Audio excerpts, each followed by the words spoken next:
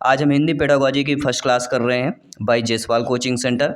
यहाँ पे दोस्तों सभी लोगों को पता है प्रीवियस पेपर हमने कर लिया, साथ ही साथ सीडीपी बाल विकास की क्लासेज भी शुरू हो चुकी हैं जो कि बहुत इंपॉर्टेंट है। और हिंदी में देखिए ग्रामर पोर्शन अलग आता है, ग्रामर पोर्शन भी क्वेश्चन करेंगे, लेकिन सबसे इंपॉर्टेंट इसमें पेडागोजी आती है। तो हिंदी पेडागोजी की अब फर्स्ट पार्ट रहेगा जिसमें हम आज जो है फर्स्ट क्लास में 20 क्वेश्चंस करेंगे आपके सिलेबस के अकॉर्डिंग। और पहला जो चैप्टर है आपका इकाई पहला यूनिट है उसके क्वेश्चन करेंगे, तो सभी लोग तैयार हो जाइएगा। लाजवाब 20 क्वेश्चन अटेंड करने के लिए बाकी सभी क्लासेस चल रही हैं जिसका प्लेलिस्ट भी आपको मिल जाएगा। तो देर न करते चलिए शुरुआत करते हैं। प्रथम क्वेश्चन यानी पहला प्रश्न आप लोगों की स्क्रीन पर क्या पूछा जा रहा है कि एक भाषा शिक्षक के रूप में सबसे बड़ी चुनौती क्या होती है। देखिए जब आपकी नियुक्ति होगी, जब लोग अध्यापक अध्यापिका बनेंगे और हिंदी के अध्यापक बनेंगे, हिंदी भाषा के शिक्षक बनेंगे, तो आपके लिए सबसे बड़ी चुनौती क्या होती है कि बच्चों को भाषा सीखने के महत्व से परिचित कराना, बच्चों की भाषा को संचार साधनों के प्रभाव से मुक्त करना, भाषा संसाधनों का अभाव होना या बहुभाषिक कक्षा के शिक्षण के लिए उचित रणनीतियाँ तय करना। तो आप सभी लोग जानते हैं, आप सभी लोग ज्ञानी सर्व व्याख्याता लोग हैं, सभी लोग कमेंट कीजिएगा। मेरे प्यारे प्यारे भाइयों की प्यारी प्यारी बहनें गृहिणी जिनका सपना है अध्यापक अध्यापिका बनना, MPTET वर्ग 3 एग्जाम को फतेह करना, सभी लोग कमेंट कीजिए। तो एक भाषा के शिक्षक के रूप में सबसे बड़ी चुनौती दोस्तों आपके सामने ये आती है कि बहुभाषिक कक्षा के लिए शिक्षण के लिए उचित रणनीतियाँ तैयार करना। किस प्रकार की? बहुभाषिक कक्षा के लिए उचित रणनीति का बहुत इंपॉर्टेंट हो जाता है। इस प्रकार से दूसरा प्रश्न क्या पूछा जा रहा है कि प्राथमिक स्तर पर कौन सा भाषा शिक्षण के लिए उद्देश्य नहीं होता। नेगेटिव नकारात्मक प्रश्न दिया गया है। तो प्राथमिक शिक्षक के अकॉर्डिंग देखा जाए, प्राइमरी यानी फर्स्ट क्लास से लेके 5th क्लास तक के बच्चों की बात कर रहे हैं। देखिए स्पष्टता और आत्मविश्वास के साथ अपनी बात कहना, यह प्राथमिक स्तर भाषा शिक्षण का उद्देश्य होना चाहिए। ध्वनि संकेत चिन्ह का संबंध बनाना, ये भी होना चाहिए। विभिन्न संदर्भों में भाषा का प्रभावी प्रयोग करना, ये भी होना चाहिए। लेकिन प्राथमिक स्तर में क्या भाषा शिक्षण का उद्देश्य नहीं होना चाहिए कि वर्णमाला के क्रम को कंठस्थ करना। जहाँ पे कंठस्थ शब्द आए समझ लीजिए वह आपका नेगेटिव है, नेगेटिव ऑप्शन हो जाएगा। तो नेगेटिव प्रश्न के लिए नेगेटिव ऑप्शन हमें चूज करना होता है, तो ये हम कर लेते हैं। दूसरा प्रश्न हो चुका। आइए बात करेंगे तीसरे प्रश्न की। और तीसरे प्रश्न से आप सभी लोगों को कमेंट आते हैं कि सर MPTET वर्ग 3 के लिए बुक कौन सी बेस्ट रहेगी। तो आप लोग महावीर बुक जो है मंगा सकते हैं, या CDP बाल विकास के लिए बेहतरीन बुक आपके लिए है। तो CDP बाल विकास के लिए महावीर बुक आप लोग मंगा सकते हैं।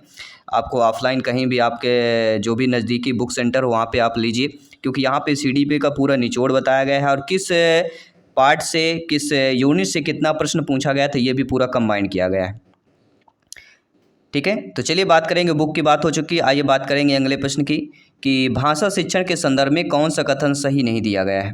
देखिए भाषा शिक्षण के संदर्भ में जो कथन हमारा सही दिया गया है, पहले सही कथन की बात करेंगे, इसके बाद जो नहीं होगा उसकी बात कर लेंगे। ठीक है, तो पहले सही जानकारी जानना बहुत ज़रूरी होता है।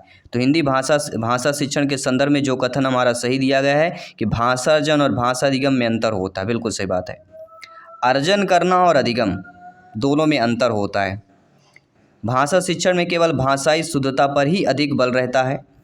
भाषा सीखने में अन्य विषयों को अध्ययन अध्यापन सहायक होता है, या समृद्ध भाषा परिवेश भाषा अर्जित करने में सहायक होता है। तो यहाँ पे अगर हम देखें तो हमारा जो सही होगा कि समृद्ध भाषा परिवेश में भाषा अर्जित करने में सहायक होता है, बिल्कुल सही बात दी गई है। भाषा सीखने में अन्य विषयों को अध्ययन अध्यापन भी सहायक होता है, तो सहायक होने के पॉजिटिव माना जाता है। लेकिन भाषा शिक्षण में केवल भाषाई शुद्धता पर ही अधिक बल रहता है, तो अधिक बल देना और केवल जहाँ पे शब्द आए, मैं कई बार आपको बता चुका, जहाँ पे केवल शब्द आए समझ लीजिए वह नेगेटिव ऑप्शन हो जाएगा। तो नेगेटिव प्रश्न के लिए नेगेटिव ऑप्शन चयन करना है, यानी बी ऑप्शन यहाँ पे आप लोगों का सही हो जाएगा। तो नो डाउट सारी चीज़ें आपकी क्लियर हो चुकी है। आइए बात करते हैं आपके अगले प्रश्न की। अगला प्रश्न क्या दिया गया है आप लोगों की स्क्रीन पर आप सभी लोग देख सकते हैं कि भाषा शिक्षण का संप्रेषण परक उपागम आपको बताना है। जी हाँ दोस्तों, भाषा शिक्षण का संप्रेषण परक उपागम की बात कर रहे हैं। देखिए सभी लोग जानते हैं कि भाषी संरचनाओं की जानकारी पर बल देता है, संदर्भ में भाषा प्रयोग की कुशलता पर बल देता है। तो संदर्भ में कुशलता पर बल देना ये एक आपका संप्रेषण परक उपागम हो जाएगा। लेकिन मातृभाषा प्रयोग का निषेध करना तो नेगेटिव हो जाएगा। बोलना कौशल पर बल देता है, तो ये भी आपका नेगेटिव हो जाएगा। तो भाषा शिक्षण का संप्रेषण उपागम हो जाएगा कि संदर्भ में भाषा प्रयोग की कुशलता पर बल देता है। B option is the right answer. कोई भी डाउट हो किसी भी प्रश्न पर देख लेते हैं। अगला प्रश्न क्या पूछा जा रहा है आप लोगों की स्क्रीन पर दिया गया है प्रश्न है कि प्लेटो का यह कथन है कि बच्चा बड़ों के बीच एक विदेशी की तरह होता है, किस भाषिक सच्चाई की ओर संकेत करता है? देखिए, बच्चा जो है बड़ों के बीच एक विदेशी की तरह होता है, मतलब चुपचाप रहता है क्योंकि उसकी भाषा समझ में आती नहीं है। तो प्लेटो का यह कथन है। तो यह जो किस सच्चाई की ओर इंगित कर रहा है? देखिए, इस सच्चाई की ओर इंगित कर रहा है कि बच्चे अपनी भाषा में बोलते हैं जिसे बड़े सही सही नहीं समझ पाते हैं। समझ गए ना? जैसे अब कोई विदेश से आया तो भाषा बोल रहा है, समझ नहीं पा रहे हैं, उसी प्रकार से जो बच्चे बोलते हैं तो जो बड़े होते हैं वो समझ नहीं पाते हैं। तो जो पहला ऑप्शन दिया गया है अकॉर्डिंग प्लेटो का जो स्टेटमेंट है वो आपका सही हो जाएगा। इसके बाद अगले प्रश्न की बात कर लेते हैं। अगला प्रश्न आप लोगों की स्क्रीन पर आ चुका है। बेहतरीन लाजवाब प्रश्न पूछा गया है कि भाषा की कक्षा में कहानियाँ क्या होती हैं? भाषा की कोई कक्षा, उसमें जो कहानियाँ होती हैं वह मनोरंजन का साधन होती हैं, पाठ्य पुस्तक का एक पाठ होती हैं, विभिन्न प्रकार की भाषाई संरचनाएं चिंतन विकास की संभावनाएं लिए होती हैं, या कह सकते हैं कि भाषा कौशल के विकास का एकमात्र साधन होती है। तो आप सभी लोग जानते समझते हैं, ज्ञानी सर्वव्याख्याता लोग हैं, कि भाषा की कक्षा में जो कहानियाँ होती हैं वह आपके विभिन्न प्रकार की भाषाई संरचनाएं चिंतन की विकास की संभावनाएं, तो संभावनाएं लिए होना ये अपने आप में पॉजिटिव हो जाता है। तो सी ऑप्शन यहाँ पे सही हो जाएगा। इसके बाद आइए बात करते हैं अगले प्रश्न की। अगला प्रश्न भी आप लोगों की स्क्रीन पर बेहतरीन प्रश्न आ चुका है और आप लोगों को फीडबैक करना है कि भाषा कौशल के संदर्भ में कौन सा कथन सही दिया गया है। सुनना, बोलना, पढ़ना, लिखना एक क्रम में सीखे जाते हैं। सुनना पढ़ना निष्क्रिय कौशल है, पढ़ना लिखना कौशल में कोई संबंध नहीं है। सभी कौशल एक दूसरे के साथ अंतर संबंध होते हैं। ये पिछले बार वर्ग 3 में पूछा गया प्रश्न था, कौशल संबंधित पूछा जाता है कि भाषा कौशल के संदर्भ में कौन सा कथन सही हो जाएगा। तो सभी कौशल एक दूसरे के साथ अंतर संबंधित होते हैं, चाहे सुनना, बोलना, पढ़ना, लिखना हो। क्रम तो सभी लोग जानते हैं, ठीक है। तो द्वितीय पूछा जाए तो बोलना करना है, तृतीय पूछा जाए तो पढ़ना करना है, प्रथम सुनना और अंतिम चतुर्थ लिखना होता है। तो भाषा की कौशल क्या होते हैं? सभी कौशल एक दूसरे से अंतः संबंधित होते हैं, जुड़े हुए होते हैं। अगला प्रश्न साथियों बहुत ही अच्छा पूछा गया कि हिंदी भाषा या भाषा शिक्षण की प्रत्यक्ष विधि क्या होता है? प्रत्यक्ष अप्रत्यक्ष विधि आपने पढ़ा होगा, इन दोनों विधियों को पढ़ लीजिएगा। आपके वर्ग 3 में अप्रत्यक्ष विधि से प्रश्न आया हुआ है, लेकिन यहाँ पे प्रत्यक्ष विधि दिया गया है, ठीक है। तो भाषा शिक्षण की प्रत्यक्ष विधि में क्या होता है? मातृभाषा का निरर्थक हस्तक्षेप होता है, भाषाजन की स्वाभाविक स्थिति का निर्माण होना, अतिरिक्त शिक्षण सामग्री की कोई आवश्यकता नहीं, भाषा के बीच संरचनाओं के लेखन हेतु अभ्यास पर बल दिया जाता है। तो आप सभी लोग जानते हैं भाषा शिक्षण की प्रत्यक्ष विधि में क्या होता है कि भाषा जन की स्वाभाविक स्थिति का निर्माण होता है। B option is the right answer हो जाता है। इसी के साथियों आपके स्क्रीन पर अगला प्रश्न क्या दिया गया है? बेहतरीन लाजवाब प्रश्न है और इस लाजवाब प्रश्न का लाजवाब आंसर भी आप लोगों को कमेंट करके बताना है कि निम्नलिखित में से कौन सा द्वितीय भाषा शिक्षण का उद्देश्य नहीं है। देखिए, द्वितीय भाषा शिक्षण का क्या उद्देश्य होता है कि विभिन्न क्षेत्रीय जो स्थितियां होती हैं उनमें हिंदी की विभिन्न जो प्रयुक्तियों को समझना, उनकी योग्यता का विकास करना होगा।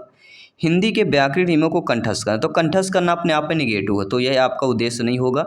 बाकी जो दिए गए हैं कि दैनिक जीवन में हिंदी को समझने तथा बोलने की क्षमता का विकास करना होगा और इसके साथ साथ बोलने की क्षमता के अनुरूप लिखने की क्षमता का विकास हो जाएगा, ठीक है। तो आई होप सभी लोग समझ रहे हैं, अच्छे तरीके से आप लोग समझ रहे हैं। आइए बात करते हैं आपके अगले प्रश्न की। दोस्तों, चॉम्स्की के अकॉर्डिंग खाली स्थान के कारण बच्चे भाषा सीखते हैं। तो चॉम्स्की के अनुसार किसके कारण बच्चे भाषा सीखते हैं?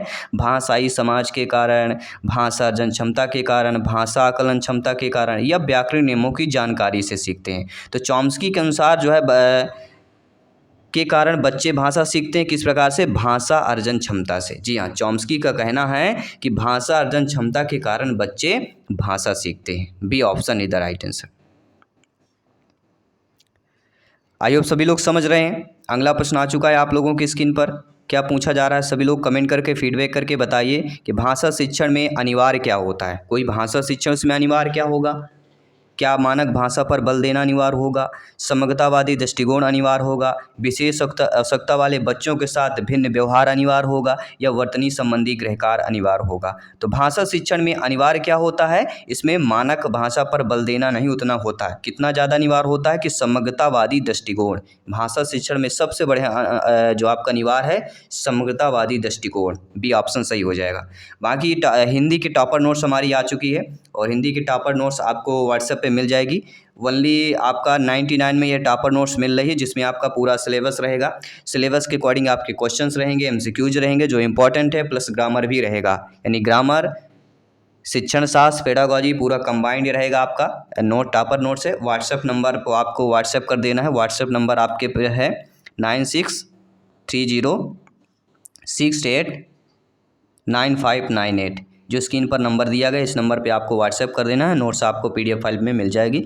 तो आपको जो है प्रिपेयर करने में और बेस्ट रहेगा, क्योंकि इस बार दोस्तों 101% वर्ग 3 एग्जाम को फतेह करना है। तो क्लासेज आपकी सभी फ्री ऑफ कॉस्ट चल रही हैं।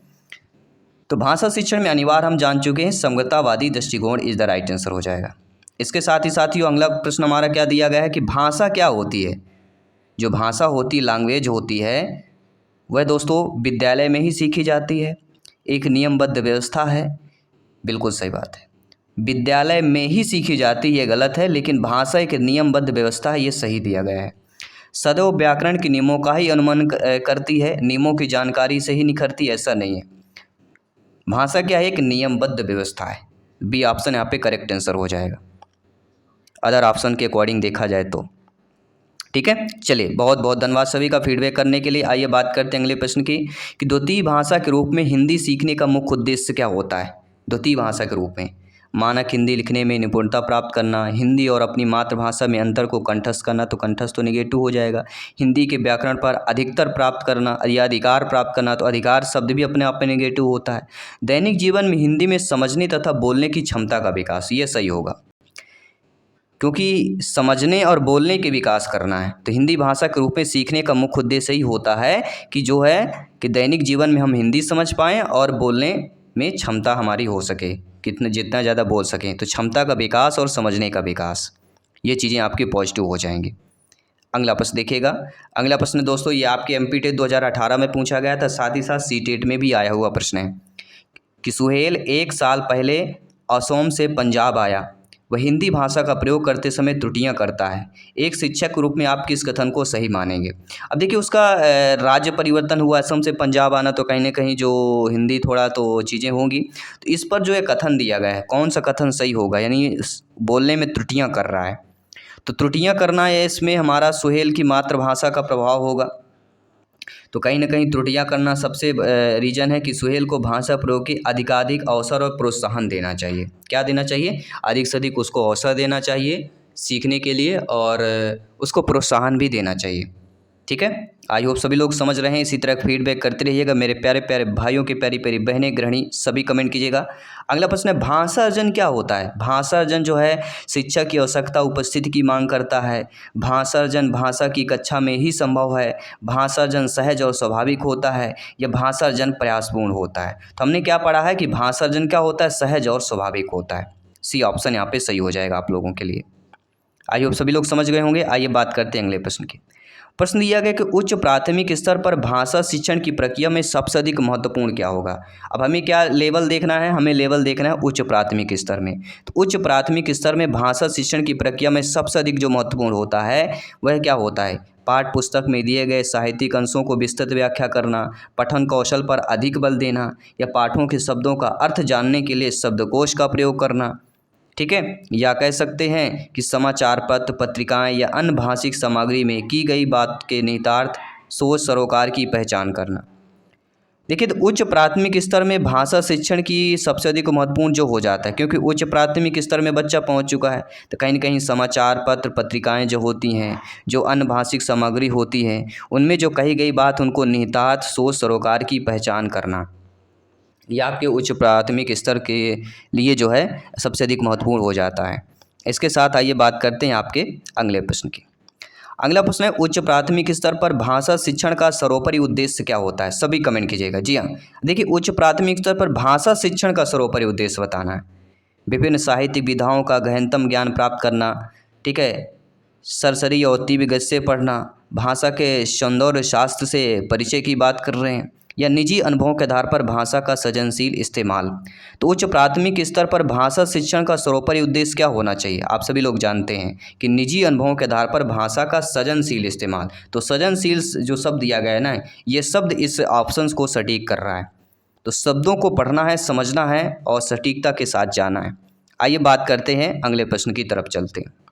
अगला प्रश्न है, सुनी पढ़ी समझी हुई भाषा को सहज और स्वाभाविक लेखन द्वारा अभिव्यक्त करने की क्षमता का विकास करने में निम्नलिखित में से कौन सहायक होता है। अब देखिए यहाँ पे सुनना पढ़ना यानी सुनी पढ़ी समझी हुई जो भाषा होती है उसको सहज और स्वाभाविक लेखन द्वारा अभिव्यक्त करने की क्षमता का विकास करने के लिए कौन सहायक होगा।